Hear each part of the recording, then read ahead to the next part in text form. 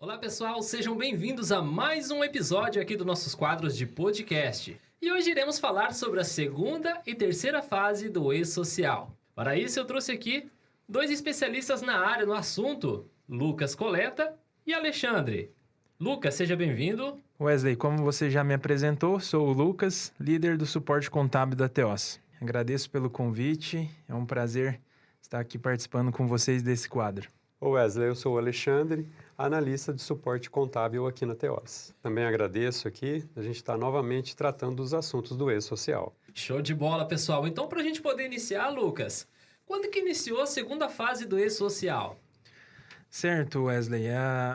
O E-Social ele foi desenhado, por faseamento. Então, ele está separado em 4 fases, cada uma das fases com os grupos de eventos.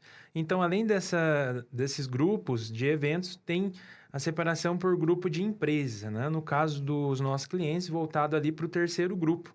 Então, a primeira fase, que foi o assunto do primeiro podcast, certo, ela teve início no dia 10/1 de 2019, que era os eventos de tabela, esses eventos que o pessoal já deu as dicas no primeiro podcast, onde a gente está voltado mais para a parte cadastral, tanto da empresa como das filiais, e os dados de cadastro de horário, que foi enviado para o E-Social nessa primeira fase. Depois a gente vem para a segunda fase dos eventos não periódicos. Então essa foi no dia 10/4 de 2019. Esses eventos não periódicos começou a ser enviado nesse período. O Alexandre vai estar abordando mais à frente aqui. E a terceira fase, no dia 10/5 de 2021, então, nesse mês anterior, começou essa obrigatoriedade. E também vamos ter a quarta fase, que é os eventos de SST, mas essa está prevista para janeiro de 2022, isso se não sofremos nenhuma alteração no cronograma. Legal, Lucas. Bom, para quem então não ouviu o nosso podcast da primeira fase, está aqui no nosso Spotify, é só correr lá, apertar o play e ouvir, e aí se você quiser dar continuidade, é só ouvir esse podcast que estamos publicando hoje. Alexandre, já que o Lucas comentou sobre a segunda, a terceira fase e até mesmo a quarta que está prevista lá para o ano que vem, quais são os eventos e os prazos para envio com relação à segunda e à terceira fase do E-Social, Alexandre? Perfeito, Wesley. Como o Lucas bem mesmo posicionou aí, a gente tem que estar muito atento com relação a essas questões das datas de envio e também dos eventos, Então agora, como a gente fez no primeiro podcast, com relação à primeira fase, das premissas, das tabelas que deveriam ser enviadas. Sim. Agora nós adentramos a segunda fase, que são os eventos não periódicos. Para isso, nós temos algumas tabelas que compõem e devem ser enviadas e também esses prazos, como você bem posicionou na sua pergunta aí. Então, nós vamos começar com os eventos iniciais, que são eventos de admissão, que são relatados pelas tabelas S2190, que é a admissão do trabalhador, que seria o registro preliminar. Na realidade, ele é como se fosse uma urgência, porque esse S2190, ele tem algumas características de alguns campos apenas a ser preenchidos. Nós, na realidade, utilizamos poucos esses para envio. Nós partimos para a segunda tabela, que seria a S2200. Essa mesmo é uma tabela bem completa, de cadastramento dos funcionários, de uma forma bem completa, que o usuário, daí no caso, tem que ter muita atenção para poder enviar, que é a premissa, as informações do trabalhador que são enviadas para o E-Social. Certo. Tá? E depois nós temos a S2300, que também é trabalhador sem vínculo, também ser enviado também para o E-Social. Essas tabelas, que são as premissas de informações dos trabalhadores, elas têm até um dia, tem que ser enviadas até um dia de antecedência do qual o trabalhador vai iniciar o seu período laboral dentro da empresa. Então, pessoal, preste muita atenção aí na dica do Alexandre, tá bom? Exatamente. Então, o trabalhador começa a trabalhar fisicamente na empresa, suponhamos amanhã. Então, você tem até hoje para poder fazer esse envio. Tá? E, então, trata-se, assim, na grande maioria dessas 3 tabelas, a S2200, que que nós aconselhamos a ser enviada, mesmo que daí já vai com todas as informações do trabalhador.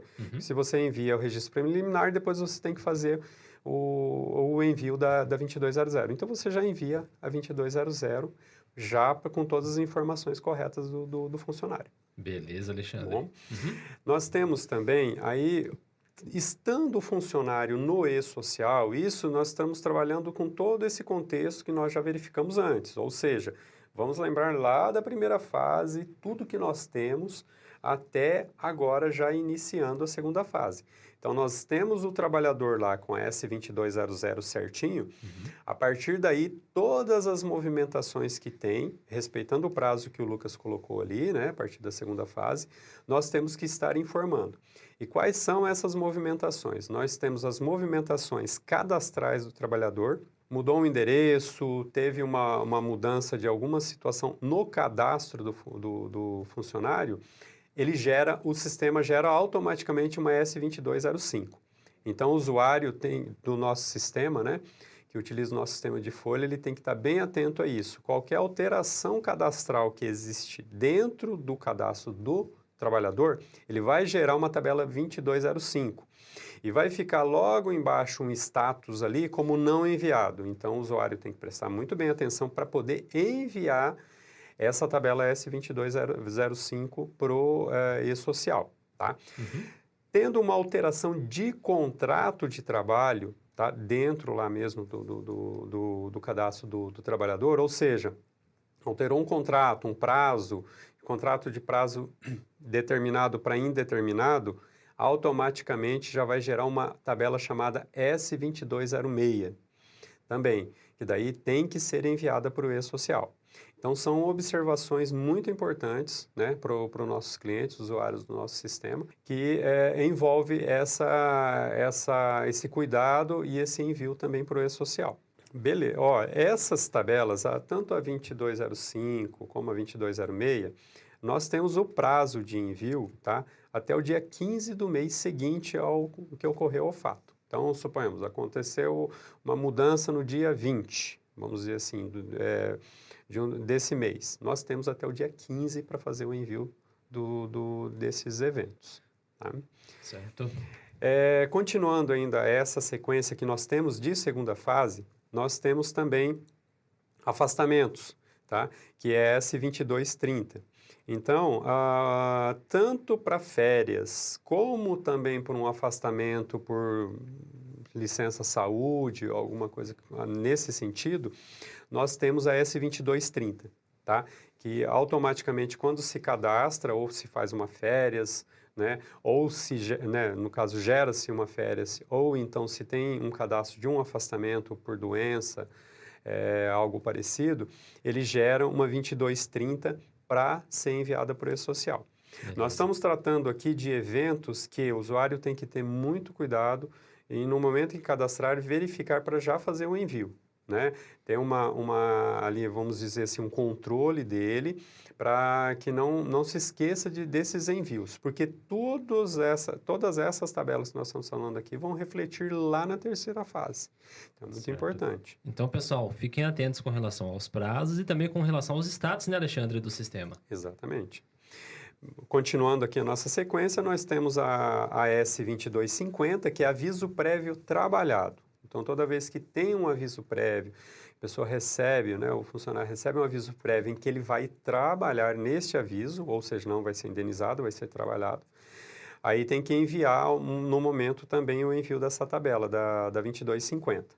Tá? Depois nós temos algumas tabelas que são, né, pouco usuais, mas não menos importante, que é a 2260, que é a convocação para trabalho intermitente, né, que agora existe essa possibilidade, e a 2306, que é também trabalhador sem vínculo, né, alguma alteração contratual que tenha para esse trabalhador sem vínculo, tá, um estatutário nesse sentido. Tá? Beleza. Aí nós partimos, Wesley, para os eventos de desligamento, tá? Ou seja, houve uma rescisão, após o momento dessa rescisão, o sistema automaticamente gera a tabela S2299, Tá? Essa S2299 é um evento também de desligamento. Aí nós temos até 10 dias após o desligamento, tá? Para poder fazer o envio dessa tabela. Tá? Para o pessoal também.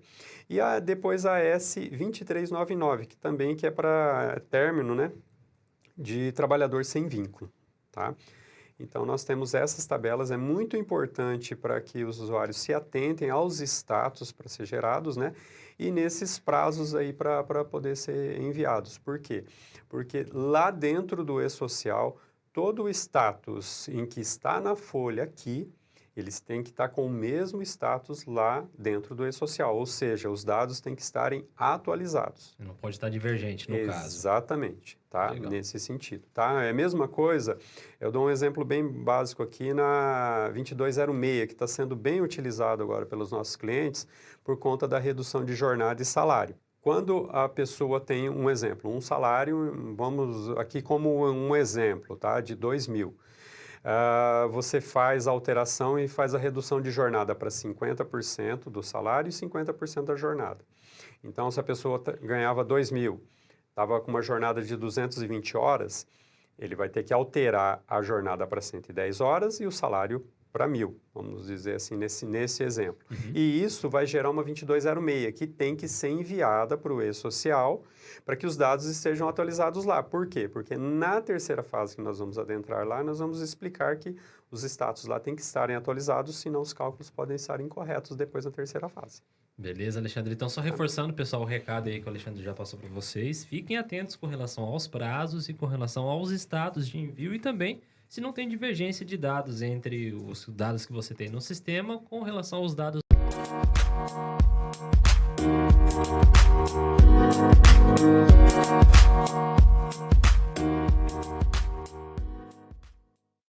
Continuando aqui, então, o nosso episódio sobre a segunda e a terceira fase do e-social. Lucas, qual que é a diferença, então, da segunda para a terceira fase do e-social? Certo, Wesley. Então, a diferença da segunda fase para a terceira é que a gente está mudando dos eventos não periódicos, né? Esse que o Alexandre detalhou. Esses eventos não periódicos, eles são informados ao e-social de acordo com ocorrem os fatos, né? Com o funcionário. Já para esses eventos periódicos, esse daqui a gente vai estar enviando ele mensalmente, né? Legal. Essa é a principal diferença entre essas fases do e-social. Beleza. Bom, o Lucas já deu um breve spoiler aí, né, Alexandre? Sim. Mas então, para esclarecer a dúvida aí do pessoal, Alexandre, quais são esses eventos e os prazos para envio da terceira fase? Perfeito, Wesley. Como o Lucas bem mesmo informou aí, né, com relação a essas diferenças, né, que nós temos entre a segunda e a terceira fase, a terceira fase aí que nós temos obrigatoriamente que enviar todos os meses, né? Então, agora nós adentramos aí nessa terceira fase. E aí nós temos também os eventos, né, que são enviados. Tudo dentro do e-social trabalha com a situação desde a primícia da primeira fase lá com os eventos. E aqui nós temos alguns eventos que são tratados agora nessa terceira fase. Nessa terceira fase, nós temos aí os eventos de remuneração e também pagamentos, tá? Eles são atrelados à tabela S1200, que é a remuneração, e a S1210, que são os pagamentos. Aí eu vou explicar um pouquinho sobre elas no caso, né? Essa S1200, então nós vamos enviar, nós temos, e também tem os prazos para ser enviado. Nós temos até o dia 15 do mês seguinte para poder enviar isso daí. Então, se nós estamos em uma determinada competência agora, nós temos até o dia 15 do mês seguinte para poder estar enviando essa informação para o e-social. Tá? Então, aqui trabalha de uma forma um pouquinho diferente agora. O que vai lá para o e-social nessa 1200? Todas as informações do funcionário financeiras. Né? Então, por isso que nós batemos muito na tecla lá atrás, lá na primeira fase, se todos estão recordados do primeiro podcast, com relação à questão da tabela de eventos, né? Porque aqui agora nós vamos fazer o envio das informações financeiras do funcionário. Então, veja bem, o funcionário já tem uma tabela de eventos, já tem um horário, já tem a informação dele, já tem a informação toda atualizada da movimentação dele, agora nós vamos enviar as informações financeiras e estas têm que bater com o que está lá no e-social, né? Por isso a gente tinha levantado agora há pouco com relação às informações estarem fidedignas, né? Tanto do sistema com o e-social por conta disso. Porque daí vai as informações financeiras para lá, o e-social, de acordo com a tabela de eventos que você enviou. Então, o evento que você configurou lá no e-social, as incidências que você informou lá, o e-social vai fazer um cálculo e vai retornar para você. E esse cálculo tem que bater com a tua folha aqui. Então, é muito importante isso. Então, desde o início lá, as informações indo corretas, o fechamento aqui no final fica tranquilo. Só que tem que ter todas essas informações. Então, a 1200 nós fazemos um envio lá e daí vão ser pertinentes as informações de INSS e FGTS, da competência. A 1210 é pelo pagamento, né? Então, ela está mais relacionada principalmente à questão do pagamento do imposto de renda, né? Que é pela data de pagamento, né? Então, ela trata isso daí. Mas os dois eventos têm que ser enviados daí na folha.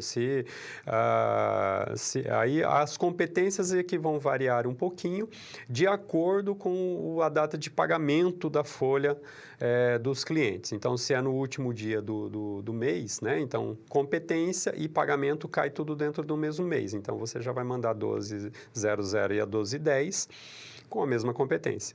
Agora, se são competências diferentes do pagamento, aí a 1210 ela vai na competência depois, tá? Nesse sentido. Bom, esse é um fato que nós vamos trabalhando aí e enviar para o e-social e fazendo as conferências das filiais, né? Porque agora o e-social não vai ser como a situação da Cefip, que nós poderíamos conferir por filiais, né? Agora não, vai ser um fechamento único, né? Que o e-social depois, quando a DCTF Web já estiver na obrigatoriedade aí, que até o momento vai ser da competência 7 de 2021, né? Que vai sair a DCTF Web. Então, agora, eventos agora da competência 6, né? Pagamento 7, né? Competência 6. Vai ser obrigatório para a DCTF Web. Agora, na competência 5, ainda vai poder ser feito pela Cefip. Mas quando for pela DCTF Web, se não houver nenhuma prorrogação, né, já vai vir numa guia única. Então, não vai ser mais separado, vai vir numa guia unificada isso daí. Tá? Então, aí no caso, esses eventos aqui, esse fechamento, né, que nós vamos ter aqui depois dos eventos, tanto 1200 e 1210, vai ser depois de todas as conferências que podem ser feitas das filiais, aí você envia o evento S1299, que é o fechamento dos eventos periódicos, para daí retornar daí depois essa guia, tá? 1299 é o fechamento e caso ocorra alguma situação em que precisa ser revista, precisa ser reavaliado, algum problema que deu, ela pode ser reaberta através do evento 1298. Então, esse é um procedimento que deve ser informado, né, caso deseja fazer essa reabertura, tá? Mas de todos esses eventos daí que a gente falou, todos eles têm uma sequência, né? Então, todos são importantes, né? Desde a primeira fase, passando pela segunda fase e finalizando agora, neste momento, hoje, da obrigatoriedade nossa, na terceira fase, que é uma fase daí de fechamento mesmo. Então, essa questão da remuneração, ela vai lá para o e-social e se tiverem todos os eventos, tudo certinho, todo o status do funcionário também correto, como está na folha, está no e-social, ele retorna para você o cálculo que você fez na folha. Tá? Caso dê alguma divergência, tem que ser analisado, verificado, feita a correção e enviado novamente. Beleza, Alexandre? Então, para a gente poder encerrar aqui o nosso podcast, Lucas, Alexandre, vocês têm alguma dica para o pessoal de casa com relação a essas fases do e-social, sobre o que foi mencionado hoje? Wesley, a dica que nós, né, do suporte, dá para o pessoal, para os nossos clientes, nesse momento é a revisão dos dados, né? Porque a segunda fase, como a gente já disse, teve início lá em 10 de abril de 2019, então já se passaram 2 anos. Então é necessário e importante que faça a conferência, como o Alexandre citou, revisar os dados, conferir no portal do E-Social, porque se não tiver concluído, né, a segunda fase, nós não conseguimos a terceira. Então, é em sequência. Sem a primeira, nós não avançamos para a segunda e assim por diante. Então, essa revisão é muito importante. Estamos chegando próximo ao dia 15, né, que vamos começar a enviar esses fechamentos, essa terceira fase. É muito novo, né? O pessoal do departamento pessoal está tendo que inovar novamente. Então, que busque também auxílios, né? Formações nesse sentido para estar facilitando na rotina do dia a dia. Beleza, Lucas. Alexandre, alguma dica para o pessoal? Sim, Wesley. Na realidade, a dica é um reforço que o Lucas acabou de posicionar e a gente bate muito nessa tecla. E é melhor a gente pecar pelo excesso do que pela falta. Realmente, a revisão ela é super importante. Mas é uma revisão realmente dos dados corretos. Então, a pessoa tem que se atentar muito. O pessoal de folha, neste momento, a gente sabe que é muito corrido, tudo. Mas os dados têm que estar bem corretos, bem apurados, porque realmente tudo isso impacta ali na frente, ou seja, no fechamento dessa fase 3. E aí, o que ocorre?